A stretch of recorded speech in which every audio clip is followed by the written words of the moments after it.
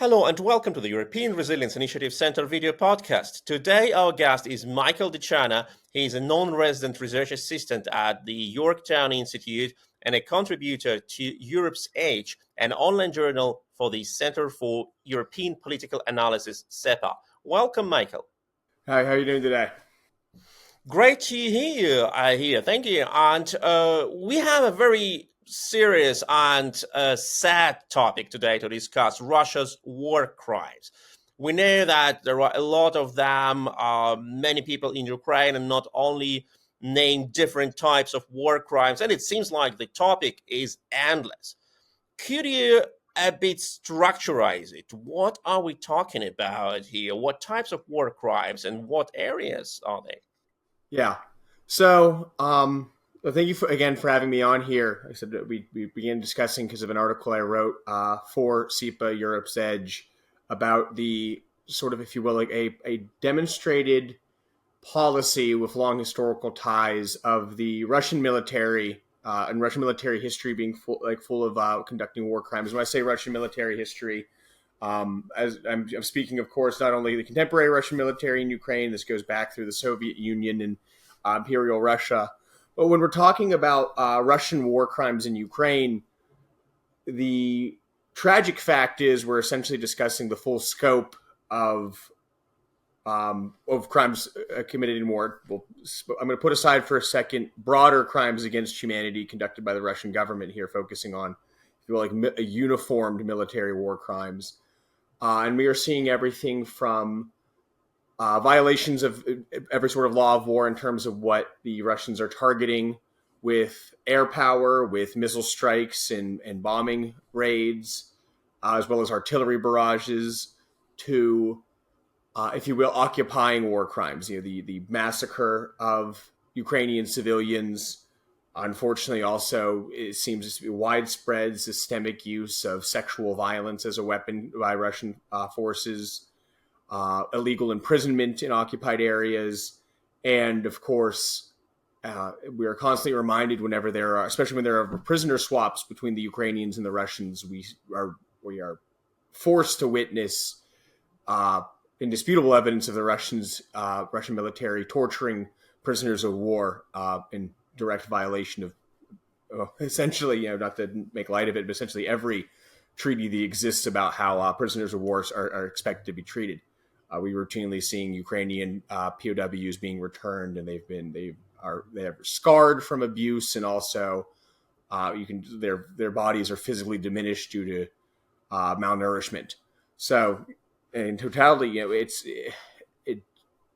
not to trivialize it, but it's almost as if the Russian military is, and I argue in my piece, and I've argued elsewhere, not only essentially committing every nominal violation of the Geneva Conventions, Hague Conventions, but it spans the breadth of their actions in Ukraine, and also it's finally getting a lot more media coverage than it was before. And I was hearing in other institutions reporting evidence of this in the past, but the Russians are even resorting to using irritant chemical weapons and possibly poisonous chemical weapons in certain theaters.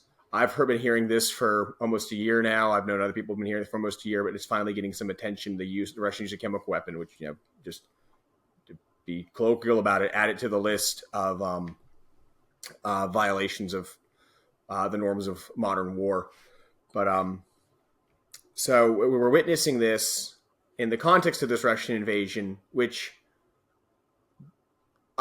you've had people on to speak about this before. This is not surprising for people who've seen how the Russian military, Putin's military, focusing on the contemporary era of Russian military operations, has acted to a degree in Georgia, but especially in both the Second Chechen War and, of course, the Russian support for the Assad regime in Syria.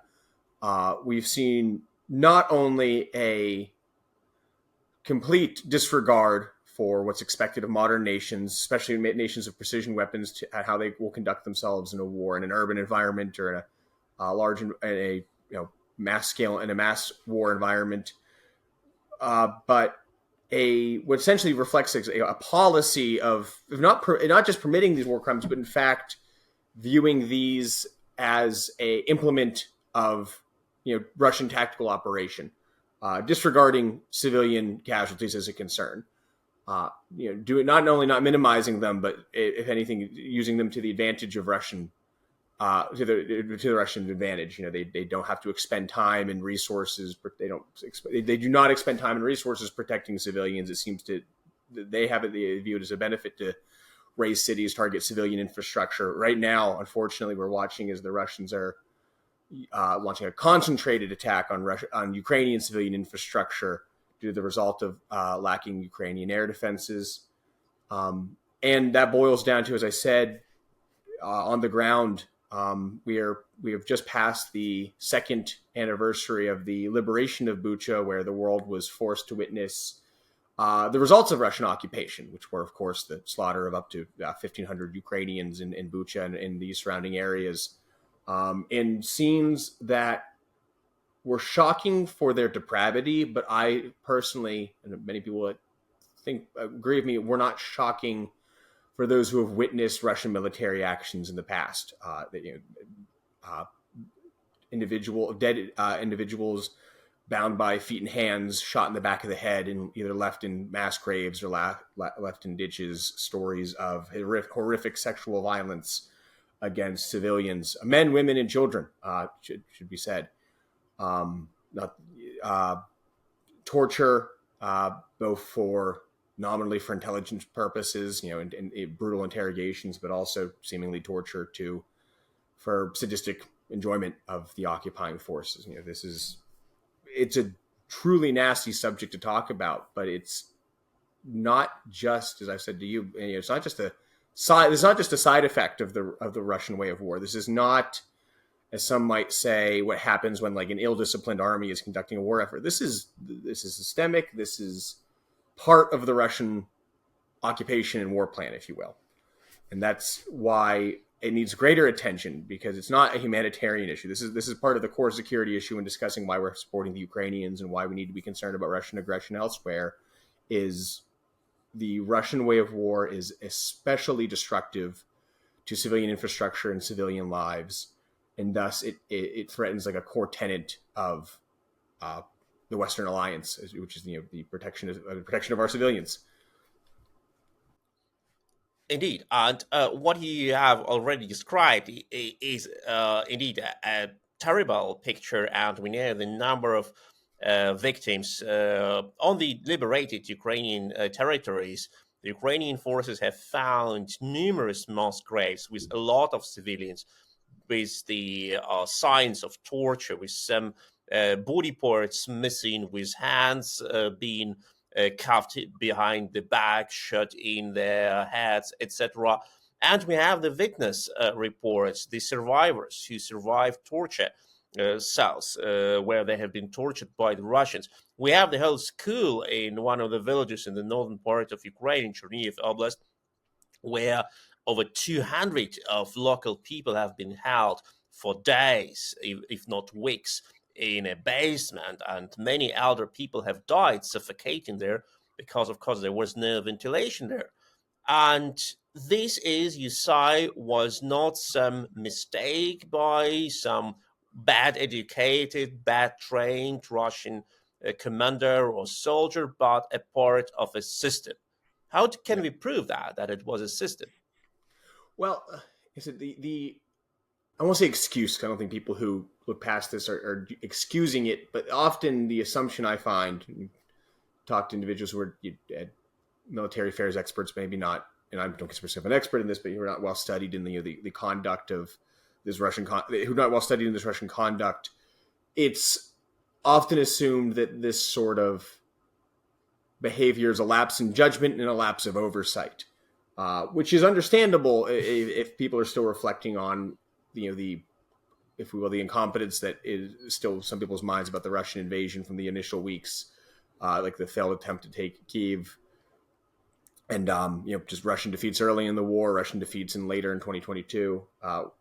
Putting aside that I think that incompetence is maybe overstated in some ways, the Russian brutality that we've seen from the Russian military is not simply a result of ill-trained soldiers. Like I said, it has besides the many ways that this excessive use of force, both on their areas they're targeting, the cities they bombarded to rubble, the cities they're currently trying to bombard into rubble and bomb into rubble, but also the massacre of civilians in cities like Bucha, and frankly, the issue is it becomes something to list. Bucha, I think, has become a symbol of it, but the thing you often hear from Ukrainians in the East, soldiers, civilians, or people in Ukraine witnessing, as journalists or humanitarian activists say that Bucha is just the beginning of it. I'll cite that the documentary that is, thankfully won an Oscar, 20 Days in Mariupol. Mariupol shows the greater extent of what the Russian way of war looks like. Indeed, because Mariupol is not liberated yet, and many in Ukraine say, just wait. Like showing just how the Russians waging the war effort. But beyond just the fact that it seems that it's so commonplace that suggests sort of a systemic problem, what's most fascinating about it is how the Russian high command and Russian government has treated the commanders and the units that have been accused by the Ukrainians and accused by Western analysts and Western leaders of committing these war crimes. Typically what should happen if, say, an American unit or a NATO unit committed some sort of atrocity, which unfortunately we know this has happened in Iraq, Afghanistan. I'm not going to excuse this as just something that happens in war because it's unexcusable. But in the grand scheme of things, it is essentially something that does happen in war. There will be soldiers who conduct themselves in a disgraceful manner, leading to harm to civilians that should not happen. But the way that's supposed to be approached, the way that has been, there's been a number of high-profile, at least in the United States, war crimes trials. There's been several in Australia, also regarding conduct in Iraq and Afghanistan. The soldiers responsible, and often their commanders, are supposed to be tried and court-martialed as befitting their violation of international law and the corresponding laws they violated in either normally not in the U.S., the laws violated in the country of occupation. We don't let guys be tried in Iraq or Afghanistan, obviously. But tried at least in the U.S. by the Uniform Code of Military Justice and be punished for this. I'm not saying that this always happens that way. I'll put that blanket caveat out there that there are failings of the U.S. military to prosecute our own. It can be said, I'm certain, about any member of the NATO alliance. Can be said if it comes out as it comes out by the Ukrainians. But the issue when discussing with the Russians is not only are these men not punished. There's solid documentation that this is celebrated in the officers who lead these activities, order these activities, are being promoted. This is a path to success in the Russian military. If not for the brutality itself, it's when this brutality leads to successful military operations. Doesn't matter the cost, doesn't matter the violations of international law. They're earning promotions. I'm going to quote my very good friend George Barrows, who's at the Institute for the Study of War. I'm sure many of your viewers and listeners are familiar with the Institute for the Study of War. They do phenomenal work. But when I was discussing this with him, he was short order actually very impressed. I can pull them all up if we need. He just listed me a handful of units that through open source intelligence, he was coordinating. He and the ISW was coordinating the New York Times, especially on the Bucha investigation to identify Russian units that were likely responsible. And he essentially was able to list the units and officers who received citations or rewards for taking part in these activities. And again, I'm not saying that these units have been explicitly rewarded by the Russian high command, Russian government, or by Putin himself for these atrocities, but for their operation, they were celebrated for their operational success that involved these tragedies. And again, the best example, and forgive me, I always struggle with Russian names. Mikhail Mizvintsev, who was commanding the 155th Motorized Rifle Brigade of the 8th Combined Army. My understanding is sort of viewed as the commander, if not one of the commanders, for what I call the raising of Mariupol. It is no different than a medieval siege that saw like the destruction and sack of a city, or or destructions of cities that we saw in grand scale in the Second World War. The way that the Russians took Mariupol, I think, from a bird's eye view, clearly violated what anyone in the Western world would consider the normal standard of war. The relentless shelling and bombing of civilian targets, a brutal siege of the city. There were reports of attacks on civilian evacuation columns, repeated attacks too. Nothing that could, with a recurrence that it would be hard to dismiss as accidental. This Russian officer, Mizentsev, he has since received commendation and promotion.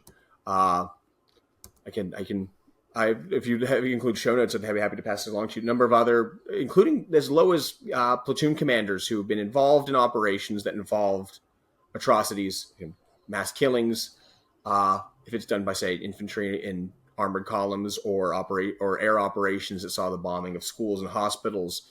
You're seeing these down to junior officers, like platoon commanders, are receiving citations and like unit citations, congratulatory citations, and promotions from the Russian High Command, and in a few instances celebrated at the Kremlin with military decorations. So And don't forget that the whole brigade which was responsible for massacre of Bucha, it was promoted to the status of the Guard Brigade, which is actually in Russia one of the highest status of a military unit. The only level that they have not reached, they have not got their personal name as like the Guard Brigade of Bucha or the Guard Brigade of Kiev. That would be the highest rank, but they are pretty close to that. Yeah, and obviously these are the extreme end of ill response by the Russian government to its military committing crimes. But the Russian effort to cover up these war crimes has been interesting. And of course, it'd be remiss not to point out that the day is the anniversary. It is the commemoration day for the Katyn Forest massacre, where the Red Army massacred the 20,000 Polish officers and members of Polish intelligentsia.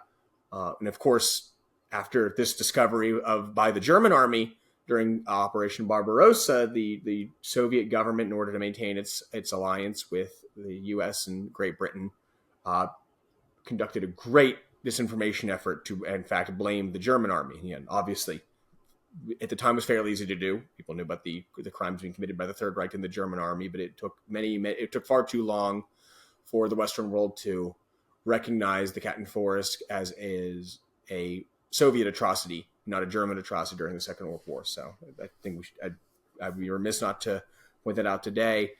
So we shouldn't be surprised by the efforts the Russians have put into diffusing blame for this. A very common thing is, of course, for them in the midst of this entire baloney, to use polite language, about denazification of Ukraine. You've had people on to speak about the inanity and the insanity of that claim. But they've, of course, blamed Ukrainian Nazis for the Bucha massacre, said it didn't happen. All things that are predictable in a world where people, and I'm sure you can find a number of senior Russian propagandists who are Holocaust deniers or deniers of other atrocities in the past. It shouldn't surprise us that they're eager to deny that. But the Russian government, Russian military, has taken some real steps to cover for these massacres. One example, and again, I'm going to cite my friend Mr. Barros at ISW. The Russians, at least following the Bucha massacre, seemed pretty content to dispose of their own witnesses, not in imprisonment or even summary execution of these men, but to sort of waste their lives on the front. I believe it was the 76 Airborne Guard was one of the units present at Bucha.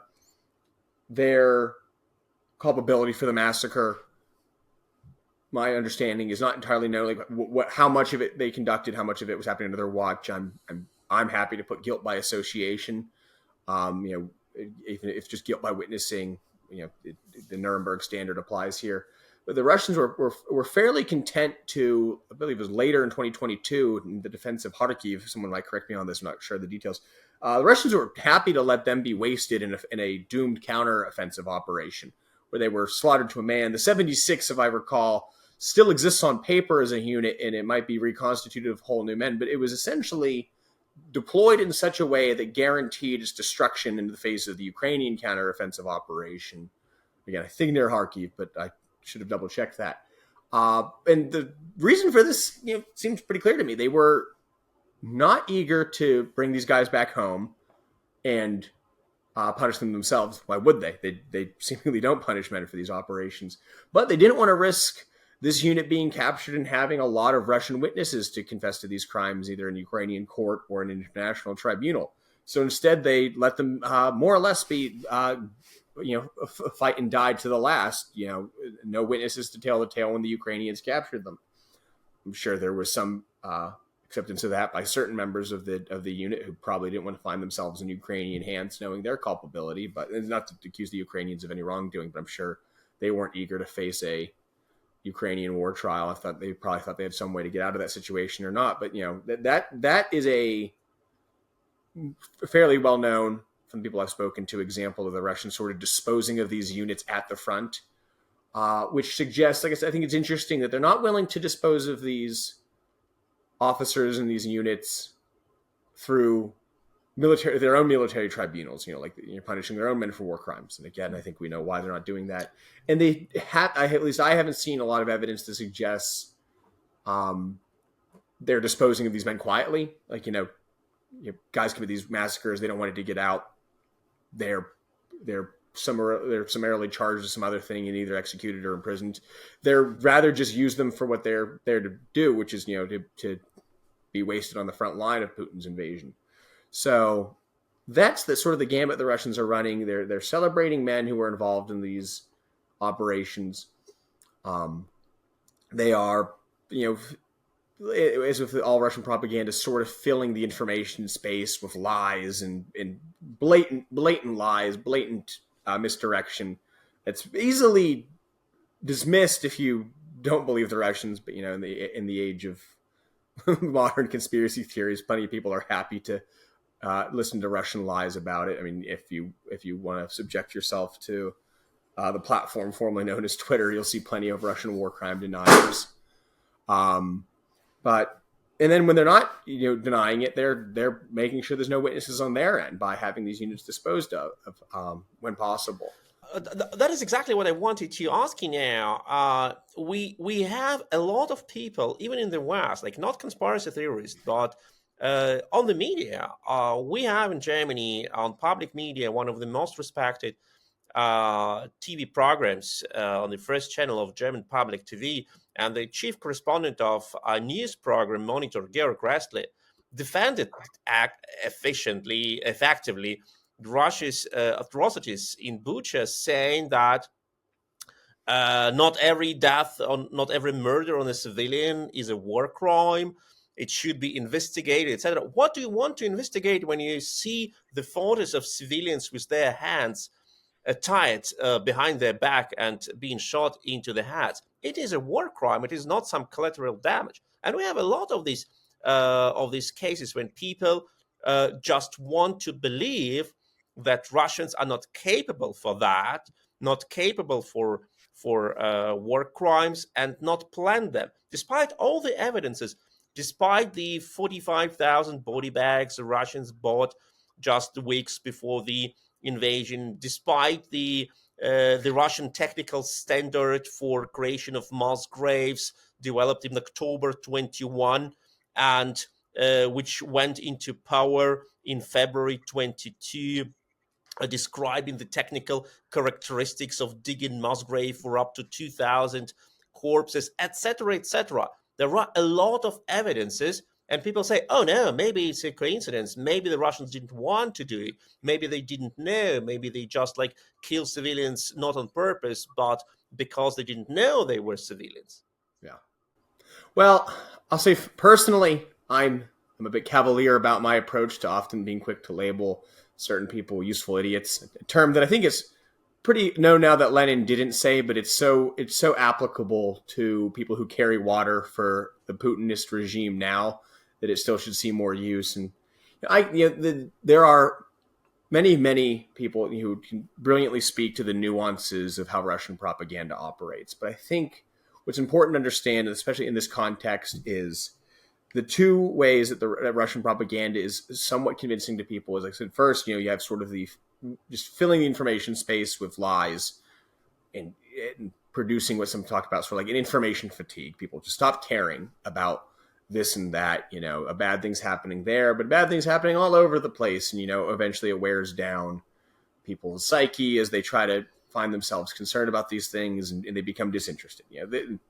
Widen this to this is the problem of living in like the TikTok age or the social media age, where people cannot stay focused on one thing, and thus alternative explanations are easy to buy into. But when it comes to, there's another aspect of sort of classic Soviet era propaganda that's important to talk about here. And I think we'll see more of it soon. I'll speak to that in a second. Talk about a different category of Russian war crimes. Is Russian whataboutism, of course, a term sort of made famous by the Soviet Union, and which had its particular way of deploying it in the United Nations and other international settings during the Cold War. I won't use the exact terminology the Soviet used for it because it used a racial slur, but it was the classic when the United States would accuse the Soviet Union of any number of human rights violations at home. The Soviet Union, Soviet ambassadors would always be, the first thing they'd point out would be American Jim Crow and apartheid in the American South. And the term was, they hang black people in America, but they use a much worse word in that sentence. But it was relatively effective, and the pointing out the hypocrisy of American apartheid, American Jim Crow, carried water, both of the American left and what we now call the global South and the Third World. We see a bit of that now used by the Russian military, Russian propagandists. They'll point to American, perceived and alleged in evidentiary American war crimes. At the start of the invasion of Ukraine, the Russians and again, the people who carry water for them were, and first, the thing that's always in their back pocket is the American invasion of Iraq. I don't want to speak to that really, but regardless of one's opinion on the American invasion of Iraq in 2003, I think it holds very little real comparison to the conduct of the Russian invasion of Ukraine. If we want to, even in the least charitable read, 2003, Bush lied and we went in, whatever you want to say, it still is not the same as Putin's claim about entering Ukraine to get rid of a Nazi regime run by one of the world's most prominent Jewish heads of state. So again, that exists. I'm dismissive of it because it's so silly, but that's something that is very much in their back pocket. And that sort of whataboutism carries to many other things. They'll accuse the U.S. they'll point out U.S. war crimes in Iraq or Afghanistan. Again, both real and alleged and fake. The conduct of the drone war specifically, the Afghanistan-Pakistan border that often had, or at least had, a number of famous incidents of attacks on civilian targets, especially the air assault on the Doctors Without Borders, for example. You see that a feature occasionally in Russian propaganda, not just Russian state propaganda, but also, the various Western thinkers who hold water for them. I'll name names here in this example. U.S., I think, not Green Party, I think just Independent Party candidate Cornel West often brings these things up, or former UN weapons inspector and convicted sex offender Scott Ritter on Twitter does this a lot. He brings up American activities in the Middle East and compares them. I think you'll start seeing soon. We can talk about like the Russian air and missile and artillery targeting of cities and how that's a war crime. But what's in the news now, as the Russians are bombarding Kharkiv, essentially trying to reduce it to rubble, you're seeing a lot of double tap strikes, is the term being used, where they will hit a target and then, some short interval later, strike the same coordinates again. And it's quite obvious that what they're trying to do is they're trying to target first responders for the obvious morale blow of now that they're not only bombing buildings and often civilian buildings, schools, hospitals, whatnot, but they're also killing firefighters and medical emergency personnel.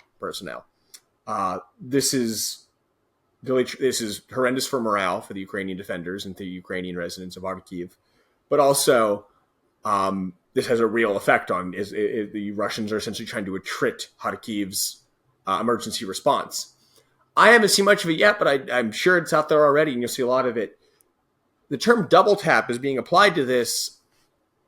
In a way, intentionally, this feeds into Russian whataboutism, because double tap was the term that the U.S. military, or was being used colloquially for U.S. military strikes, specifically in Afghanistan, Pakistan, the drone operations, where the U.S.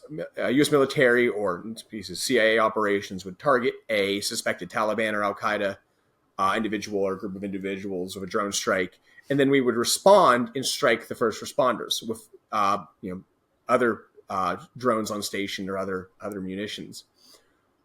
The reason this was done, I'm going to be straightforward here, there weren't emergency medical personnel operating in these the federally administered tribal areas of Pakistan or on the Afghanistan border of Pakistan.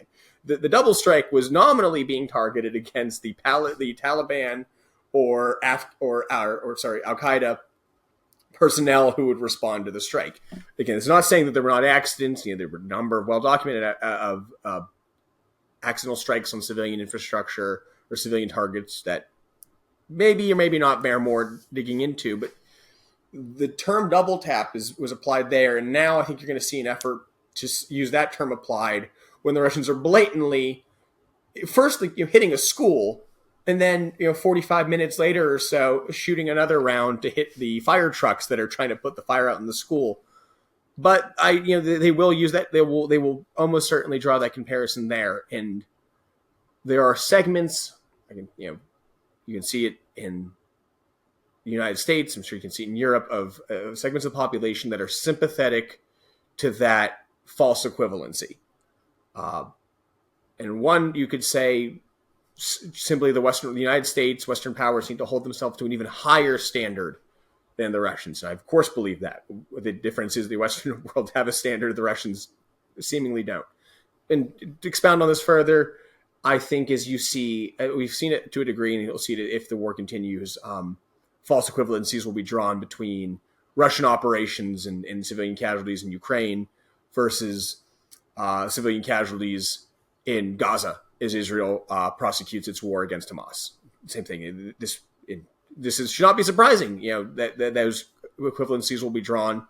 Hamas and its proxy and its masters in Tehran are allies of Moscow. This all plays into the propaganda war of denial and obfuscation.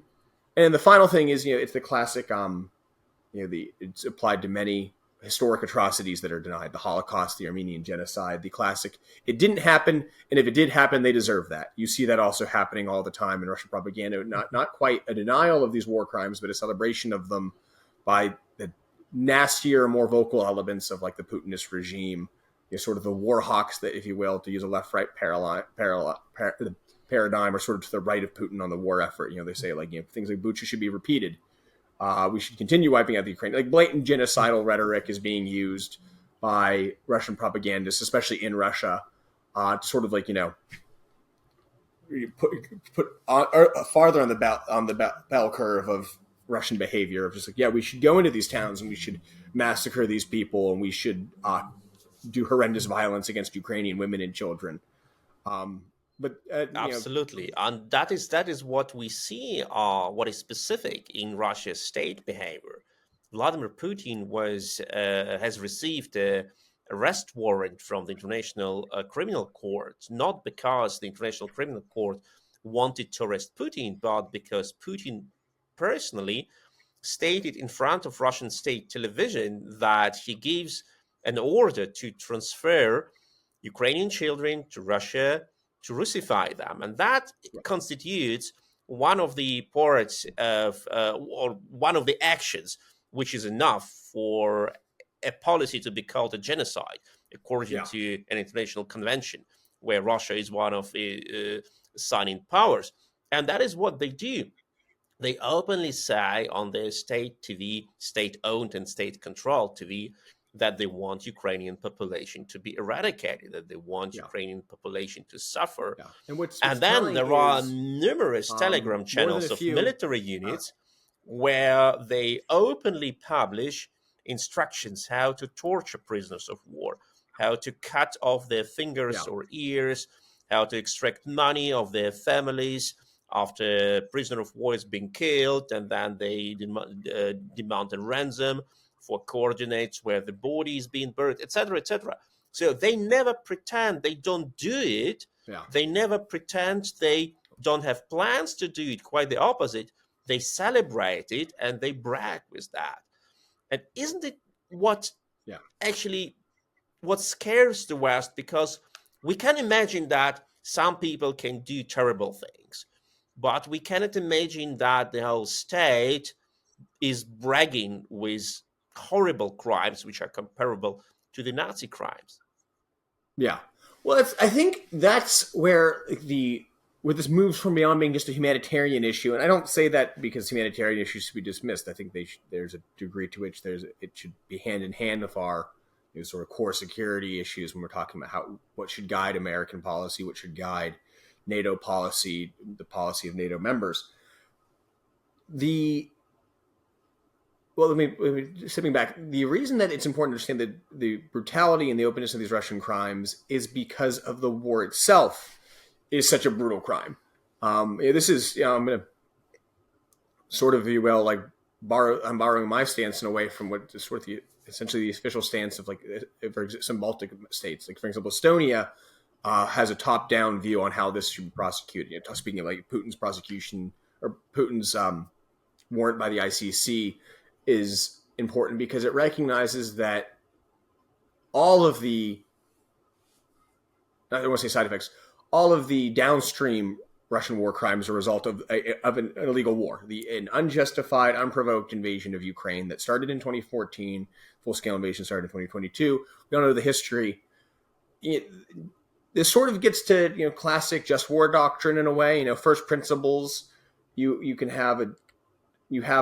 States have an obligation to fight just wars, in self-defense, and then conduct those wars on the same guidelines. This is sort of international relations 101, but it's important to remember that. And we still ask it, but it's hard to imagine asking a state that conducts such a blatantly illegal war to conduct it on illegal grounds. It's asking the people sometimes shirk at Nazi analogies. I think that they're valuable in terms of understanding, the imperialist mindset, because in a way, there were things uniquely not evil about the Nazi regime that are obvious. I don't think I have to explain myself, but the imperial aim of the Nazi regime was not unique in history.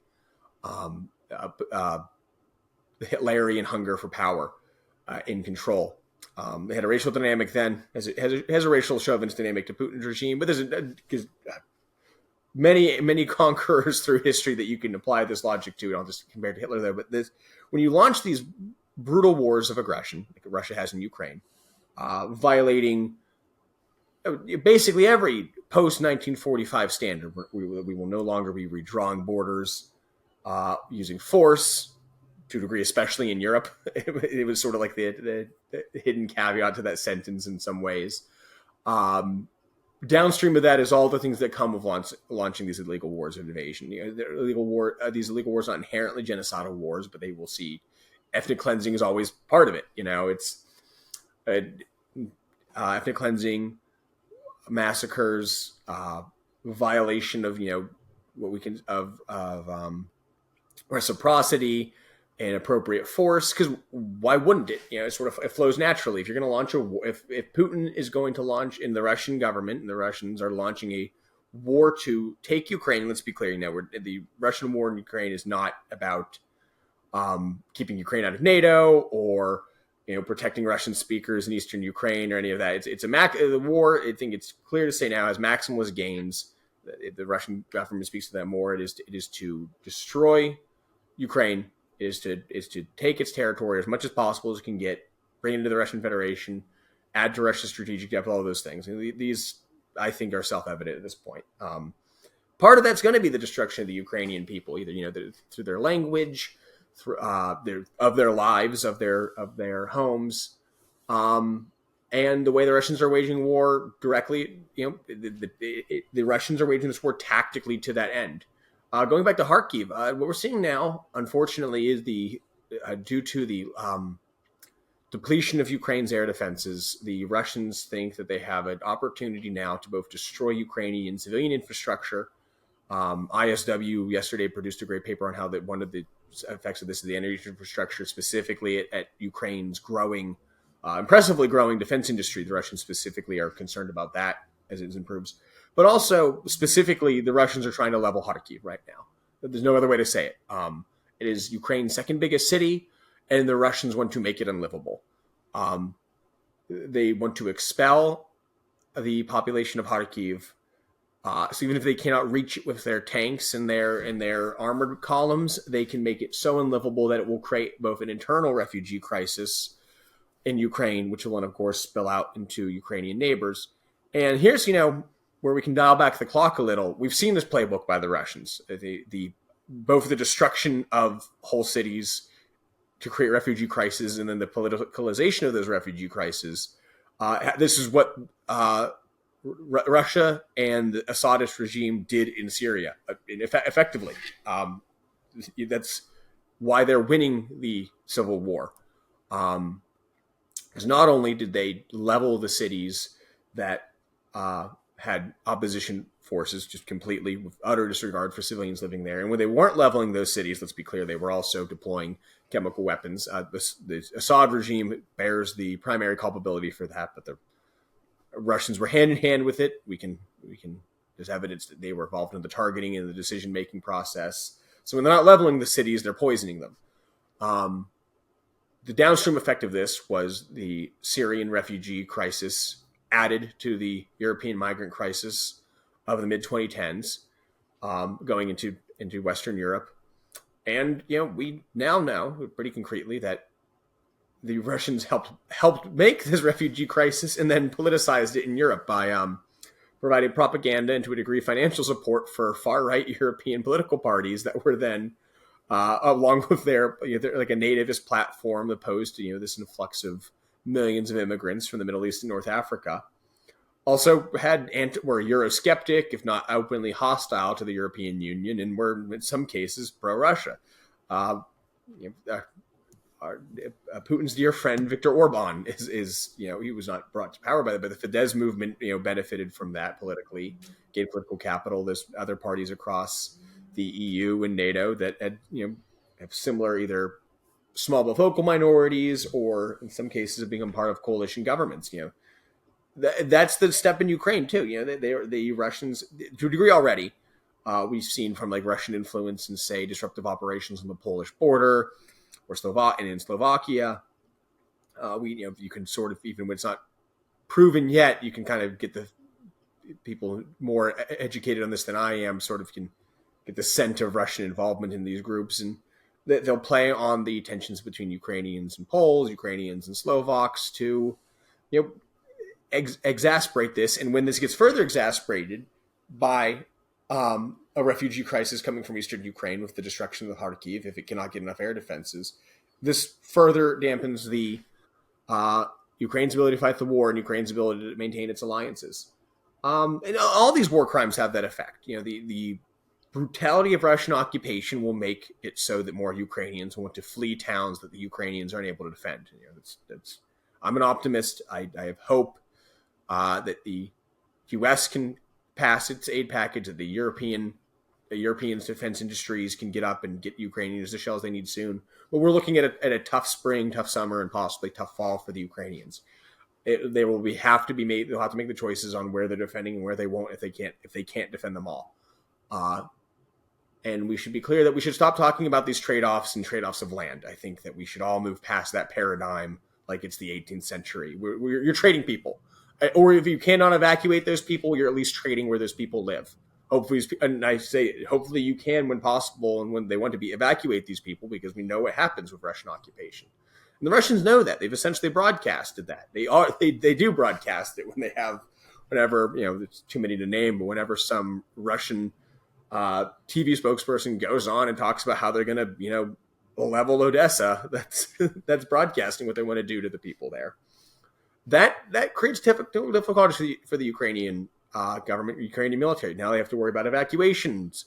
They have to worry about how feeding and clothing and sheltering people as they evacuate these areas if they cannot defend them or if they have to withdraw from them. This complicates the Ukrainian war effort. Like I said, downstream, it complicates the Ukrainian diplomatic effort. So in all, it's hard to say it's accidental when it all works to the Russians' favor. And that's, that's why this is not a humanitarian concern that only I'm hardly a bleeding heart liberal, but it's something for the bleeding hearts to be concerned about. We have to address and call out these Russian war crimes because this is what they're doing in Ukraine, and it's what they did in Syria. In my article, I talk about the historical examples within this, and it's important to say this is what they will do if and when they go at a NATO ally, like if they go into the Baltics. And trust me when I say our Baltic partners, when I say America's Baltic allies, Estonia, Latvia, and Lithuania, they know this.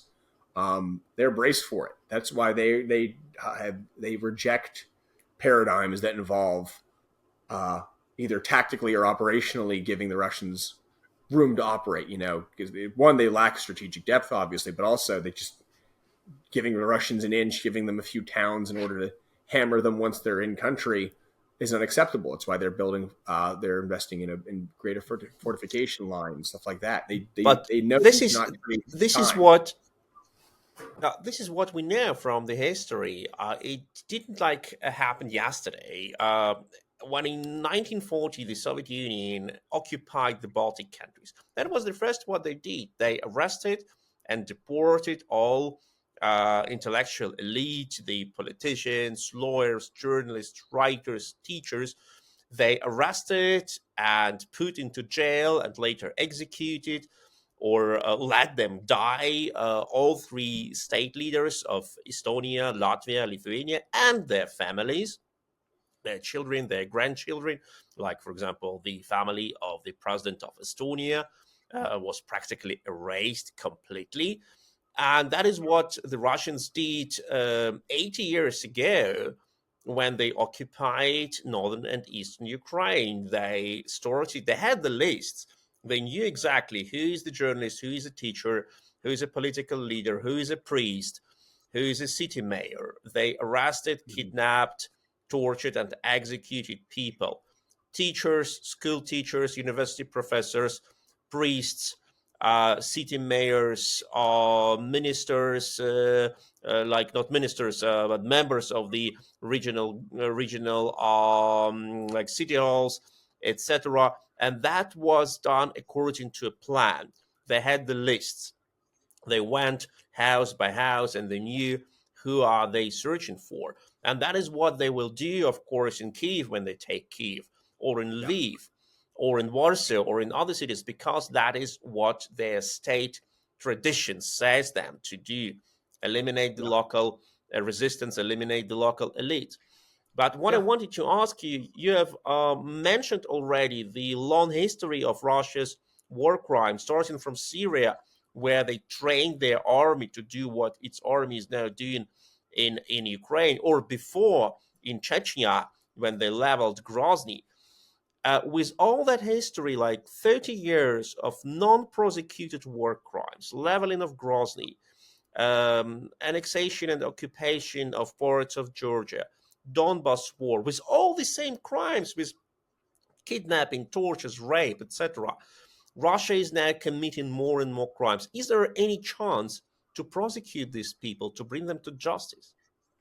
Well, that is the question I've posed before. Like I said, right now, the situation on the battlefront is dark for Ukraine. I think we have to notice this. The ammunition shortage is critical. The air defense shortage is critical.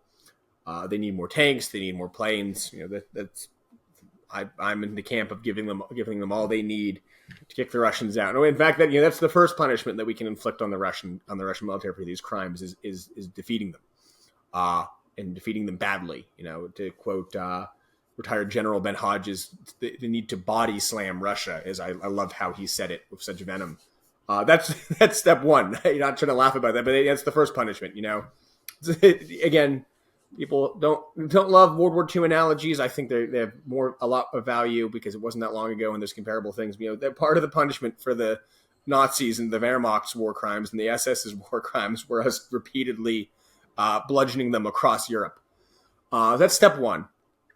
There are tactical realities that if and when, and I'm a person who believes when the war shifts back, the tide shifts back in Ukraine's favor, there will be, at some point, I fear this will be a long war. I think we all need to be braced for a long war. There will be times when the Russians will not be able to withdraw as orderly as they did, say, in the face of the Kherson and the Kharkiv offensives of later 2022. The Russian retrograde movements, a fun little word we use for retreats now in military science, I suppose, did not afford the Ukrainians great opportunity to capture a significant amount of Russian units. We have not yet seen, say, the parallel I've used in the past when asking more knowledgeable folks, like a Falaise pocket, if you will, like in Germany and various parts in that was southern France in 1944, when essentially you surround, maneuver warfare allows you to surround and capture significant enemy units. The attritional nature of the war in Ukraine is not led for that now, even in speedier counteroffensives. That will eventually, almost certainly, happen when Ukraine can win this war, which it will involve in the east essentially pushing the Russians back to the Russian border. But there will be areas where there's going to be, if not like a negotiated surrender, a negotiated end. And when I say negotiated end, I'm not suggesting, I would never suggest this is Ukraine ceding territory, but there will be the potential that the negotiated end happens, which is essentially the Russians negotiate to have their men withdraw rather than be defeated. Areas where that will certainly happen would be, say, in the liberation of Crimea. This is something that at least needs to be conjectured about by Ukrainian Western planners. A retaking of Crimea certainly involve the destruction of the Kerch Bridge, and will certainly lead to some element of Russian forces, if they're not evacuated, being stuck with nowhere to go. Especially talking about a situation where the Black Sea fleet's likely non-existent. There's no amphibious withdrawal possible. You're going to have a situation where it's theoretical, but it's hard to picture this not happening this way. I'd love to be corrected, where you'll have some significant Russian force still in some degree of organization, where at least the general in charge or whatever ranking officer in charge will surrender. This is not unheard of in military tradition. Falaise, the German field marshals, made the decision to surrender against Hitler's orders. General von Paulus, Stalingrad, and countless examples in earlier military history where it's a military officer's decision to surrender. When that happens, where it happens in Ukraine, then things will get sticky, because now you essentially have maybe thousands, maybe tens of thousands Russian prisoners, and you have to have already done the forensic work and the investigative work of knowing who was where, what units were where, and who might be culpable for war crimes and what their culpability is. I know that the Ukrainians are already have made plans for this. I know that there are many of their allies, and I've spoken to Estonian officials who have said they've been helping to contribute to this. Dutch officials. A lot of this is just a police work on a grand scale. Doing the forensic work, the investigative work, the open source research work. Identifying what units were where, who was in those units. Because if they are captured, you're going to want they have to be tried. That's the happy ending, if you will, to this. Is actually getting your hands on them. Not giving them back to Russia, because part of this negotiation might be, some sort of organized return of so many men to Russia. Unfortunately, if it saves the Ukrainians from making a big assault, say in Sevastopol in the future, you might have to exchange some guys getting to go back home, but others will hopefully be tried and prosecuted in Ukrainian courts or in the International Criminal Court. It's always good for the global order in the Western world to see men tried at The Hague. I'm a believer in that, just philosophically speaking. The step down from that, when you can't try these men, is talking about the military personnel. We can speak to the Russian leadership later. When you can't try these men, they need to be named and shamed and sanctioned individually. And essentially, I'll say this harshly, they need to feel unsafe leaving Russia's borders ever again. Or if they're leaving Russia's borders, it's to go to other totalitarian the totalitarian allies. I fear the day when the world forgets too much what happened in Ukraine, even in a victorious Ukraine, when the U.S. or our Western allies get hazy on the details. And it'll be 30 years from now. Ukraine is in NATO, hopefully, ideally. But the geopolitical situation has shifted. Putin is dust, and we want to conduct some sort of combined arms exercise, and we're going to invite the Russians to join because it's something about the Arctic or whatever, some UN operation. We need to know and identify the officers culpable, the men who are junior officers now, who will be senior officers at this point. Again, we've spoken privately, you and I. The men who were commanding platoons and companies in the Second Chechen War, who were leveling Grozny, are leveling Kharkiv now. Many of them, like individually, and not they were raised in the same schools and the same staff colleges and all that. Those men cannot be allowed to safely travel to partake in future combined arms exercises, UN missions. If the world if the world goes back to a 90s attitude towards these things, where we can pretend that the Russians can be a part in the international system. I have my issues with that just as a whole, but we have to identify and remember who these people are, so they can't do that. So if these guys retire and they think that they can take a vacation to Disneyland or something, that the second they land on U.S. shores or wherever, their handcuffs slapped on them, and then they're going to the Hague. So there's like there's intel work that needs to be done here. But in scaling up, you're talking about the Russian leadership, Putin, his cronies, his mafiosi fellows. Again, echoing the Estonian position here, the first crime is the war of aggression, and everything spawns from that. You would not have these Russian war crimes happening if the Russians didn't go into Ukraine. It's self-evident, but also, like I said, it psychologically flows from it. It's hard to picture tactically now, speaking tactically, if you will, Putin being captured, Putin being arrested. He has traveled outside the country to two countries that are signatories to the ICC treaty. I don't think I'll get in too much trouble when I say that we shouldn't be surprised that South Africa wasn't particularly eager to arrest Vladimir Putin. They should have been. Obviously, never in a million years would happen. But if the world was a better place, just speaking, he would have been arrested. But that's not going to happen. Now, if there's a day that Putin leaves power, hopefully soon, hopefully violently, but if not violently, he needs to.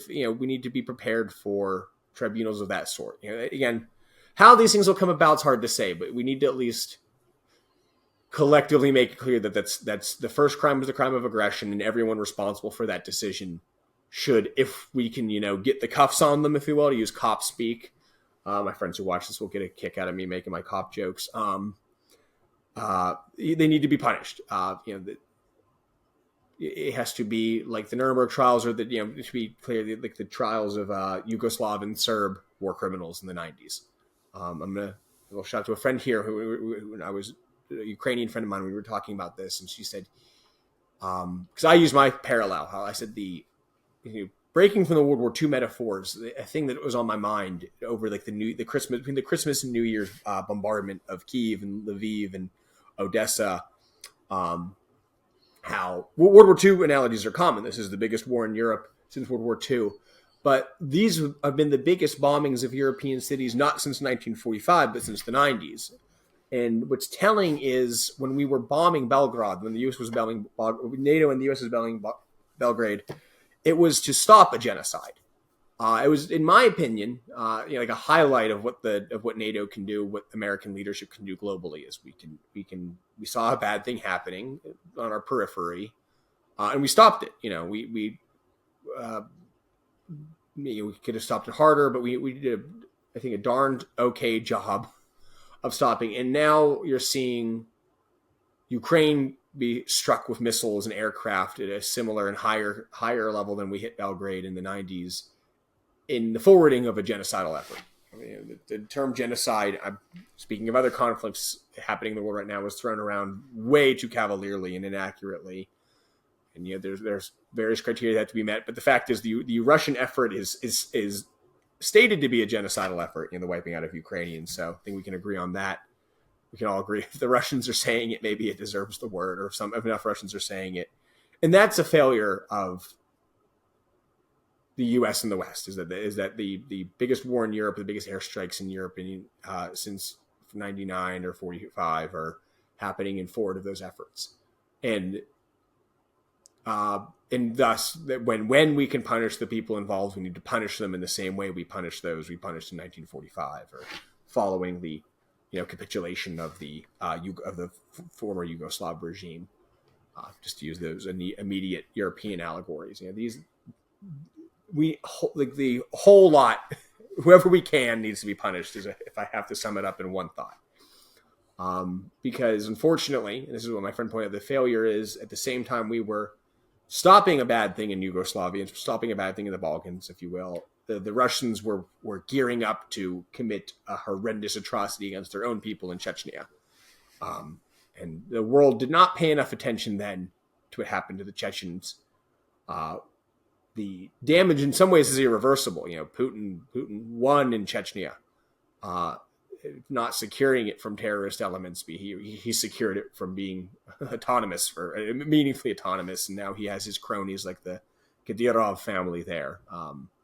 And we turned a blind eye to it. And there was commentary on it. I cited my article. When Grozny was described in 2022 as the most destroyed place on Earth, which is an incredible description for a city. Unfortunately, cities since then have surpassed it, I think. Many of them because of Russian bombs and missiles and shells. But we're paying the price for not paying attention to that. And further in history, we're paying the price for historical illiteracy on it. I spoke to you. There is a sticky cultural issue of Red Army war crimes in Germany in 1944 and 1945. Partly because Nazi propaganda played up some of it, like the slaughters in Eastern Prussia when Nazi counteroffensives briefly pushed the Russians out in January and February 1945. Then horrible war crimes were committed by the Red Army, let's be clear, but the Nazi regime played it up, and that made it easier to dismiss later. A common unpleasant conversation is of course the mass rape of German women by the Red Army, upwards of 500,000 to 1 million, and figures often talked about. That very gross quote is by one Soviet official saying that half the babies born in Germany in 1946 were actually Russian. Is a very, very grotesque commentary on what happened. And it's not swept under the rug, I wouldn't say, but it becomes a delicate conversation because far too many people excuse it. I'll use that, excuse it as sort of like a revenge for what happened, what the Germans did to the Soviet Union. And when I say the Soviet Union here, I do mean not just Russia, obviously. The Ukrainians, Baltic participants. So there's a degree in the Soviet army was not. I will say this was not just the Russian army, but. And that's, of course, this is not an ethnic thing. It's not something inherent to the Russians. It is inherent to authoritarian Russia, whether that's imperial, Soviet, or modern. We can talk about that. The philosophy that's behind this, but that gets swept under the rug. Or not swept under. That gets excused as sort of a response to Wehrmacht and SS war crimes in the Soviet Union. But that history also ignores the horrendous Red Army crimes committed against the Poles during the retaking of Nazi-occupied Poland. Of course, I can't say liberation because it was occupied by the Soviets after. The famous examples being Red Army's sexual violence against women prisoners liberated from Auschwitz, which is an incredibly despicable episode in history. And even from there, when the Russian invasion of Manchuria saw horrendous violence and especially sexual violence against both Japanese occupying Japanese women and Manchurian and Chinese women, and so can hear that disgusting paradigm of it was revenge for the Germans did to the Soviets doesn't apply because the Soviets had fought a brief war against the Japanese in the preceding 7 years or so, or 7 years before that, and had a non-aggression pact with Japan. So this was hardly any serious animosity or bad blood of the preceding years, and still you saw, again, just cavalier use of murder and rape against Japanese soldiers, Japanese colonials and Manchurian locals. It goes back further. I cited, the Circassian genocide is sort of like the model of Russification through genocide, including some elements I think you can only describe as biblically horrible. The bayoneting of pregnant women and just nasty, horrible images were well recorded by witnesses when the Russians essentially wiped out 98% of the population in this conflict. It was contemporary to the Napoleonic Wars. I also cited the Russian Napoleonic Wars on many sides. The alliances shifted, saw horrendous violence against local populations as sort of ignored because it was inappropriate to talk about by the cultural attitudes of the time. But the looting and ravaging and rapine behavior of the Napoleonic army is very talked about. But many histories talk about how Russian troops, Imperial Russian troops, were criticized by their allies for their inability to discipline themselves when it came to, if not outright massacres, but to sexual violence as well as widespread thievery.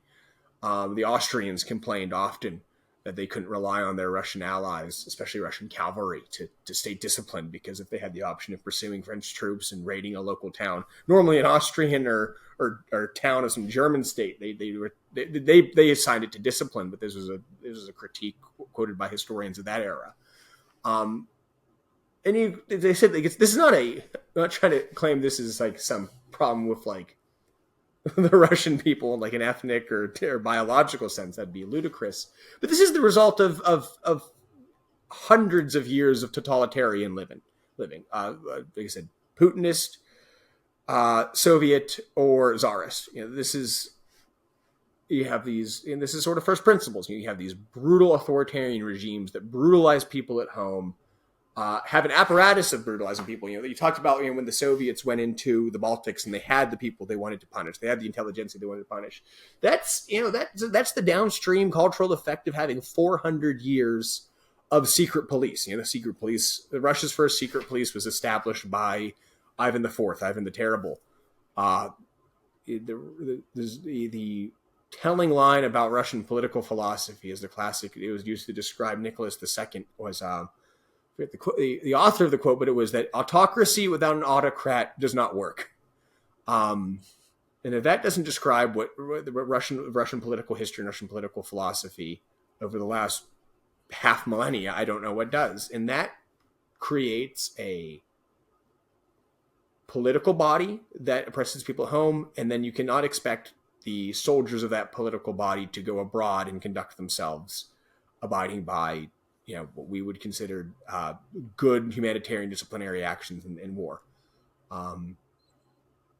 I think that explains in a way, and also it affects other Russian military phrases. You cannot read documents about the training of Russian soldiers without reading about the abuse they suffer from their drill sergeants. Not just not down being yelled at and slapped around kind of abuse like you might expect from like a Marine Corps recruiting ad. I'm talking about systemic sexual violence against their own men. They're brutally hazed, tortured even. This sort of has like a thing. I'm not a psychologist, but this has like a psychological aspect to this of like brutalizing and traumatizing people, so they're nastier and hardened. Like this is fairly known in pop psychological literature that hurt people, and I'm not trying to express sympathy for these poor Russian recruits who are committing horrendous crimes in Ukraine, but it does explain it. It explains why they can, I think, at least. And it's downstream of their authoritarian upbringing, if you will. It happens at home too. Horrendous domestic violence in Russia, abuse of children, all these things. And also, I think this is why, speaking strategically, why we need to be concerned about other authoritarian states and their wars of aggression. Iran, China, Syria, moving beyond Eurasia, Venezuela, as a prominent Russian ally as it makes aims at Guyana, looking to annex disputed territories there. We should expect this too. I should say, like especially in militaries that are trained side by side with the Russians, we can expect this level of brutality. We have seen the spread of the Russian model. We have seen it in Syria, but also in Central African Republic. We see that Russian Wagnerite groups, which are extremely brutal, even compared to other Russian standards. They are trying to expand in African countries, on the African continent, and if not stop, they will also go, of course, to South America and to other regions in the world. Yeah, But there. what I really want to stress, what you have said, that the unpunished evil just grows and expands, and we didn't have any trial after the Soviet Union collapsed. We didn't have like any trial against the Soviet Union for any crime, and that is what we need. We had the same trial against the Nazis. We had the Tokyo Tribunal against the Japanese military officers who committed horrible crimes in Southeast Asia. We had Rwanda genocide trial. Um, the tribunal after the Rwanda genocide in 1990s. We had, as you named, the tribunal for the Balkan Wars, and hopefully we will have also a tribunal dedicated especially for Russia's war against Ukraine, but also other crimes of Russian regime like the ones in Syria, Central Africa, Georgia, or Chechnya. And that would be the moment when we will Mhm. say, okay, these crimes have been documented, prosecuted, investigated, prosecuted, and punished. Thank you so much. It was Michael DiCianna. He is a non-resident research analyst at the Yorktown Institute, a contributor to Europe's Edge, an online journal for the Center for European Political Analysis, CEPA. Thank you so much, Michael, for this very hard and very important conversation.